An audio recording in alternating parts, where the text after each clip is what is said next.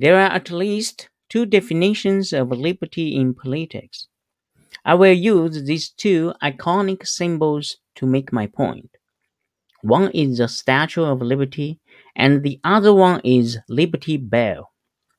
The Statue of Liberty with her left hand holding a birth certificate of the United States, her right hand holding upon a torch, and the broken chains at her feet, covered by a flying robe for most part.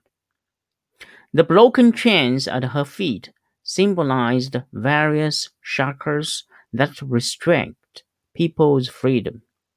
This sculpture, although grand, represents the clear leftist French design's understanding of freedom, which is the freedom of not being oppressed.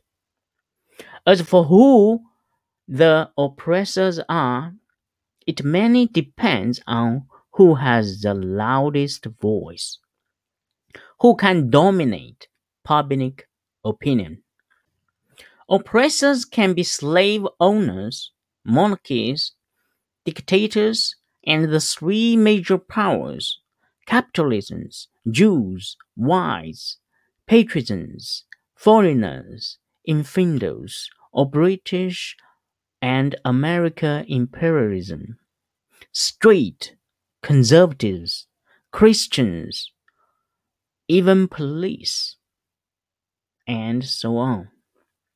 In short, the individuals, classes, or countries that oppress freedom of the people are determined by the political needs over time. And the changes that follow are usually bloody and cruel. This should be the initial understanding of freedom in human history, which is basically the case in every country. From such definition, it is not difficult to understand why the French Revolution was so bloody and brutal. Because each time it could find a more noble reason to replace the old one.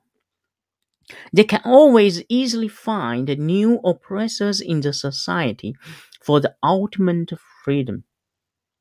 This is why Rousseau and Madame Roland did not have much optimism and expectations for such liberty.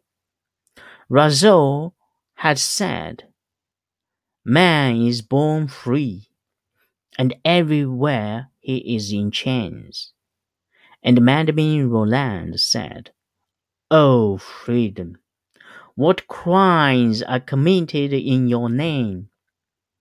I would say that the French learned the words of freedom or liberty from their neighbor Britain, but never fully comprehended it, even nowadays. Liberty Bell embodies a clear, conservative understanding of liberty in Anglo-Saxons and the Protestants. The sound of freedom from the bell is meant for everyone to hear and enjoy. Everyone possesses freedom, but at the same time, they must also respect and refrain from infringing upon the freedom of others. They have to respect others' life, liberty, and their right of pursuing their own happiness. Each one has their own boundary of freedom. With this concept, we understand conservatism and classical liberalism. Even powerful governments cannot arbitrarily infringe upon individual freedoms, nor can weak embryos or babies be deprived of their right to live unless one party infringes another party's liberty. For example, the baby endangers the mom's life. Liberty implies tolerance and restraints. respect, and compromise. From this concept, you can easily understand why glorious revolution can only happen in England. The peaceful revolution was negotiated upon. With this concept, we can easily understand how the US government was formed. Legislative branches are used to define those boundaries, and the executive branches are established to protect those boundaries. The judiciary are used to decide which one infringes the boundaries. However, once individuals attain positions of power, they often forgot to respect the weak, and their self-righteous behaviors become rampant. I joked that the Statue of Liberty is a French Trojan horse gift to the United States. We can see the gradual lefty progress over years in the USA. However, it's not entirely accurate. People tend to lean left due to human nature. There are many paths to become conservative.